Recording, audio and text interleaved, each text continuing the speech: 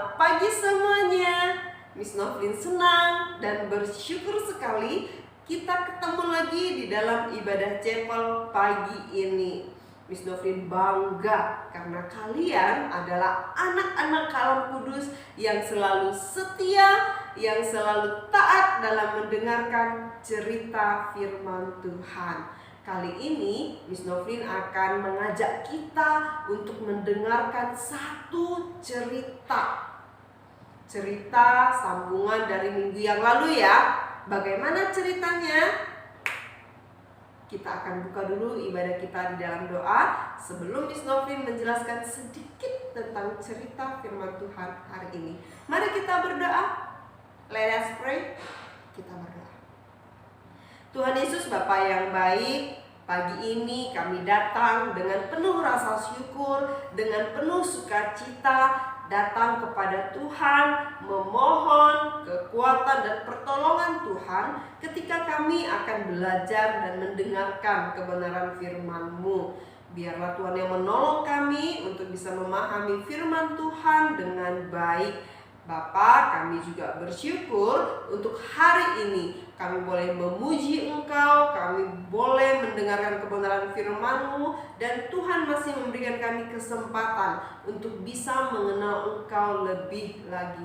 Bapa yang baik, kami mau menyerahkan setiap kami satu persatu ke hadapan Tuhan. Biarlah Tuhan yang menolong kami untuk bisa mengerti, memahami, dan pengenalan kami akan Engkau semakin dalam. Terima kasih Tuhan Yesus, kami mau sambut firman Tuhan yang akan sama-sama kami dengar hanya ke dalam tangan Tuhan saja. Di dalam nama Tuhan Yesus kami berdoa dan mengucap syukur. Amin. Ya, minggu lalu kita sudah dengar ya satu cerita firman Tuhan tentang seorang perempuan Yahudi yang diangkat menjadi ratu di negeri Persia. Siapa namanya? Esther. Esther adalah perempuan Yahudi yang karena turut campur tangan Allah, dia bisa menjadi ratu di negeri Persia. Esther ini adalah anak Abihail ya. Abihail ini adalah saudara dari ayahnya Mordekai. Sejak kecil Esther sudah tidak punya ibu, tidak punya bapak lagi. Jadi yang merawat dia adalah Mordekai sepupunya. Dan karena memang perbedaan usia yang jauh, Mordekai mengangkat dia menjadi anaknya. Dan atas persetujuan Mordekai jugalah Esther bisa masuk ke dalam istana raja. Dan pada akhirnya karena kemurahan dan turut campur tangan Allah, dia bisa menjadi ratu. Dia mendapat belas kasihan dari raja dan disayangi banyak orang. Nah, walaupun Esther sudah hidup di dalam istana, tidak kekurangan suatu apapun, dilayani sana sini, Mordekai tetap peduli pada dia. Mordekai selalu berusaha memperhatikan Esther dari balik tembok susah. Nah, pada saat itulah Mordekai mendengar ketika Mordekai berjalan-jalan mau memperhatikan bagaimana Esther di istana, dia mendengar satu rencana. Dia mendengar satu cerita bahwa ada dua orang pengawal yang memikirkan, merencanakan akan membunuh Raja Persia. Raja Persia saat itu adalah Raja Ahasiweros. Ya, dan apa yang Mordekai lakukan ketika dia mendengar rencana ini, dan bagaimana pada akhirnya Mordekai itu bisa menjadi orang yang dihormati oleh raja? Kita akan sama-sama saksikan ceritanya berikut ini.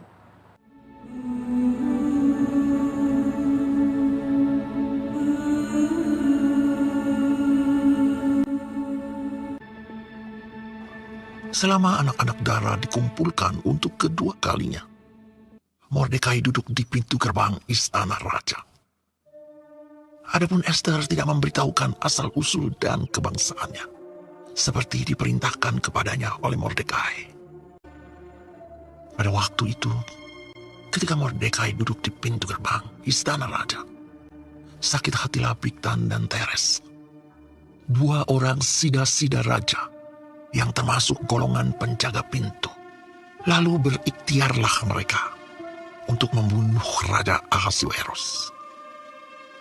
Tetapi perkara itu dapat diketahui oleh Mordekai, lalu diberitahukannya lah kepada Ester sang ratu. Dan Ester mempersembahkannya kepada raja atas nama Mordekai. Perkara itu diperiksa dan ternyata benar.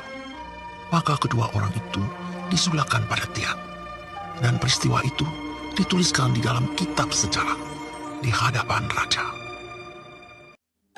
Sesudah peristiwa-peristiwa ini, maka Haman bin Hamedata orang Agag dikaruniailah kebesaran oleh Raja Ahasuerus, dan pangkatnya dinaikkan, serta kedudukannya ditetapkan di atas semua pembesar.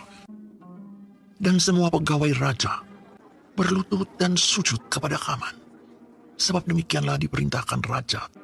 Tetapi Mordekai tidak berlutut dan tidak sujud. Ketika Haman melihat, maka sangat panaslah hati Haman. Tetapi ia menganggap dirinya terlalu hina untuk membunuh hanya Mordekai saja.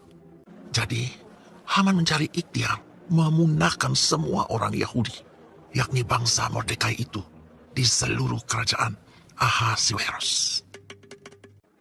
Pada hari itu, keluarlah Haman dengan hati riang dan gembira. Tetapi ketika Haman melihat Mordekai ada di pintu gerbang istana raja, tidak bangkit dan tidak bergerak menghormati dia, maka sangat panaslah hati Haman kepada Mordekai. Lalu pulanglah ia ke rumahnya. Haman menceritakan kepada mereka itu besarnya kekayaannya dan segala kebesaran yang diberikan raja kepadanya. Akan tetapi, semuanya itu tidak berguna bagiku selama aku masih melihat si Mordekai, si Yahudi itu. Lalu kata Zeres istrinya, suruhlah orang membuat tiang yang tingginya 50 hasta, dan persembahkanlah besok pagi kepada raja, supaya Mordekai disulahkan orang pada tiang itu. Lalu ia menyuruh membuat tiang itu. Pada malam itu juga, raja tidak dapat tidur. Maka bertitahlah Bagenda membawa kitab pencatatan sejarah. Dan di situ didapati suatu catatan tentang Mordekai, yang pernah memberitahukan bahwa Bigtan dan Teres penjaga pintu telah berikhtiar membunuh Raja Ahasuerus.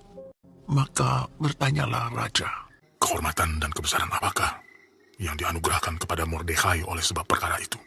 Jawab para biduanda raja, kepadanya tidak dianugerahkan suatu apapun.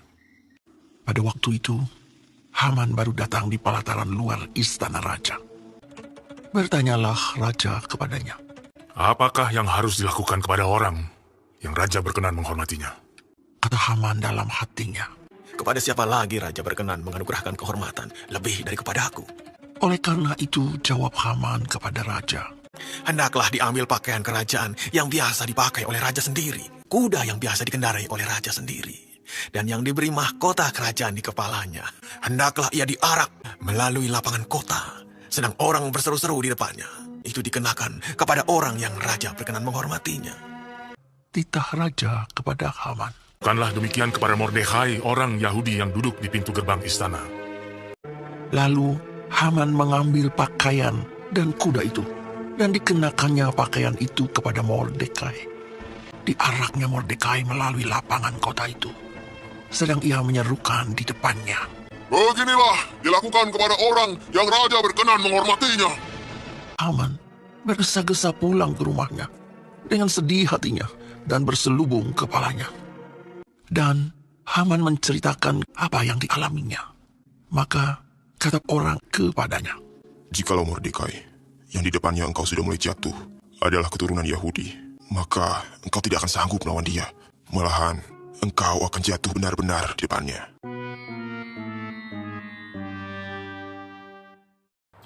Nah, sudah tahu ya ceritanya bagaimana hingga Mordekai itu dihormati oleh raja. Awal ketika Mordekai memberitahukan kepada raja tentang rencana para pengawal yang ingin membunuh dia, itu adalah perbuatan baik yang tertulis di buku raja. Tapi awalnya itu hanyalah sebuah tulisan. Setelah itu Mordekai dilupakan. Walaupun dia dilupakan, Mordekai tidak pernah berhenti berbuat baik. Selain berbuat baik, dia juga tetap taat berdoa dan dia tetap setia kepada Allah. Dan pada akhirnya dalam satu momen, raja kembali melihat namanya terukir di buku raja. Raja kembali mengingat bagaimana perjuangan Mordekai yang memberitahukan bahwa ada yang berencana membunuh raja. Dan apa yang Mordekai beritakan ini menjauhkan raja dari rencana jahat para pengawal. Pada akhirnya Mordekai kembali diingat dan dihormati ya. Dan dia dihormati tidak tanggung-tanggung loh.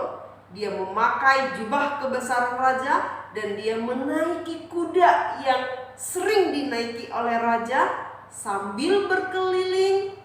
Kepada banyak orang diberitakan bahwa Mordekai adalah orang yang dihormati oleh raja.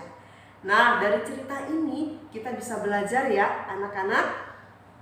Jangan pernah ragu berbuat baik, jangan pernah takut berbuat baik, dan sekalipun ketika kita berbuat baik kita dilupakan oleh orang lain, tetaplah setia berbuat baik. Karena apa? Karena Yesus sudah lebih dulu berbuat baik bagi kita. Yesus sudah lebih dulu mengasihi kita. Yesus begitu bermurah hati menebus dosa kita. Dan kita pun harus bisa mengasihi dan berbuat baik kepada sesama. Harus bisa menjadi berkat. Bagaimanapun caranya, tetaplah bersinar. Tetaplah menjadi terang bagi orang-orang yang ada di sekitar kamu. Ya, kita belajar dari teladannya Mordekai yang selalu berbuat baik dan tidak pernah mengeluh sekalipun kebaikannya dilupakan. Bahkan itu raja loh ya yang sempat lupa. Tapi Mordekai tidak berkata apa-apa. Belajar ya dari teladannya Mordekai, tidak mengeluh, tidak bersungut-sungut ketika kebaikan kita dilupakan oleh orang lain. Dan mari kita belajar dari teladan Tuhan Yesus, karena kebaikan dan kasih-Nya kita ada sebagaimana adanya kita saat ini. Kita bisa menikmati berkat Tuhan, kita bisa menikmati anugerah demi anugerah setiap hari. Itu karena kebaikan yang Tuhan berikan bagi kita. Tetaplah menjadi berkat, tetap berbuat baik, dan saling mengasihi seperti Kristus sudah mengasihi setiap kita. Oke? Anak-anak yang baik, anak-anak Tuhan Yesus, kita bersyukur kalau sampai hari ini Tuhan masih mengizinkan kita untuk bisa saling menjadi berkat bagi sesama. Sampai di sini ibadah chapel kita. Gus Novin percaya kalian bisa melakukan yang terbaik sesuai kebenaran firman Tuhan yang kita dengar setiap hari ataupun setiap minggunya. Sampai di sini ibadah chapel kita. Kita akan tutup di dalam doa. Mari kita berdoa. Tuhan Yesus Bapa yang baik, terima kasih hari ini kami boleh mendengar cerita tentang kebenaran firman Tuhan. Kami boleh belajar dari pribadi Mordekai yang Tuhan boleh pakai menjadi berkat. Dia boleh menjadi berkat bagi Raja Ahasiweros, dan karena pengakuan dari Mordekai, Raja selamat. Kami juga rindu Bapa, kami boleh menjadi berkat bagi sesama kami. Tuhan tolonglah kami, mampukan kami untuk bisa mengasihi sesama, berbuat baik kepada sesama, dan kami juga tidak marah, tidak mengeluh ketika kebaikan kami dilupakan. Kami percaya manusia bisa lupa, tapi Tuhan melihat apa yang kami perbuat, apa yang kami lakukan, apa yang kami katakan, dan yang kami pikirkan. Terima kasih Bapa. Biarlah kebenaran firman Tuhan membawa kami semakin mengenal dan mengasihi Engkau lebih dalam lagi. Terima kasih Tuhan Yesus untuk pembelajaran di sepanjang hari ini. Kami serahkan kembali ke dalam tangan Tuhan. Biarlah apa yang kami pelajari hari ini boleh juga membawa kami semakin mengenal Engkau. Terima kasih Tuhan Yesus. Dalam nama Tuhan Yesus kami berdoa dan mengucap syukur. Amin. Sampai di sini ibadah chapel kita. Terima kasih untuk perhatian kalian semua. Tuhan Yesus memberkati. God bless you. Bye-bye.